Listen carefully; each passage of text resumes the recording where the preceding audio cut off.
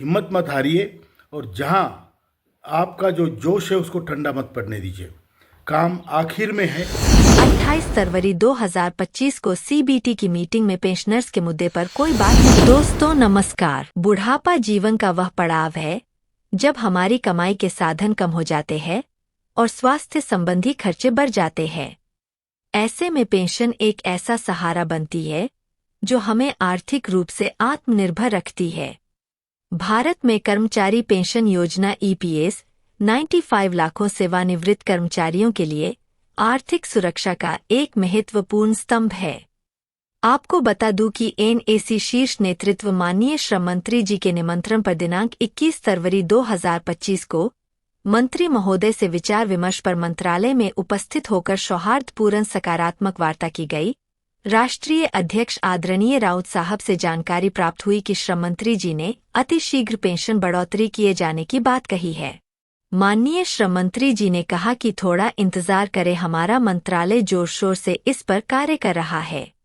अब ऐसे में जब 28 फरवरी 2025 को सीबीटी की मीटिंग हुई तो सभी पेंशनर्स को लग रहा था कि इस सीबीटी मीटिंग में ईपीएस 95 पेंशनर्स के लिए पेंशन बढ़ोतरी में कोई निर्णय लिया जाएगा, लेकिन ऐसा कुछ नहीं हुआ।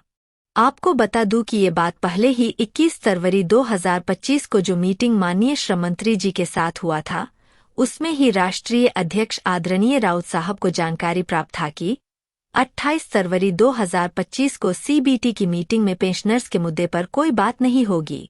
केंद्रीय श्रम मंत्री श्रीमान मनसुख मांडविया जी ने केंद्रीय शीर्ष नेतृत्व को बुलाकर घंटों बातचीत के दौरान स्पष्ट किए कि आपका काम हो रहा है।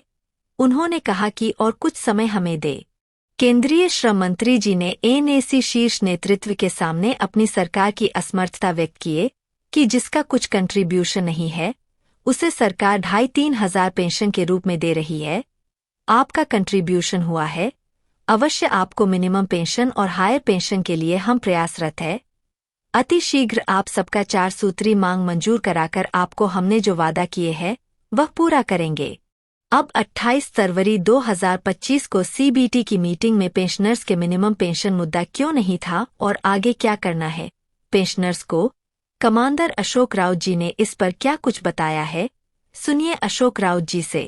नमस्कार, सादर प्रणाम। 28 फरवरी को जो सीबीटी मीटिंग हुई उसमें हमारे पेंशन का कोई विषय नहीं था, लेकिन हमें ये मालूम था कि इसमें कोई विषय नहीं है, क्योंकि 21 फरवरी को जब हमारी मीटिंग आदरणीय श्रम मंत्री जी से हुई तभी उन्होंने ये कहा था कि ये सीबीटी मीटिंग आपके पेंशन बढ़ोतरी के लिए नहीं है, ये इंटरेस्ट रेट फिक्स करने के लिए है।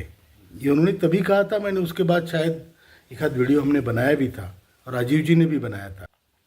तो इसमें अचंभित होने की कोई बात नहीं है। हमारा काम चल रहा है, हमारे पेंशन का काम बड़ी तौर पे हो रहा है, अच्छी तौर पे हो रहा है और उसके लिए केंद्र सरकार में बहुत सारे लोग काम कर रहे हैं। इसका हमें यकीन है। 21 तारीख को उन्होंने बुला के हमें आश्वस्त किया था कि आप लोगों को बताइए कि हम आपका काम कर रहे हैं और जल्दी करेंगे। तारीख वो बता नहीं पाए क्योंकि शायद कुछ डिसीजंस होते हैं जो और भी ऊंचे स्तर पे लिए जा सकते हैं।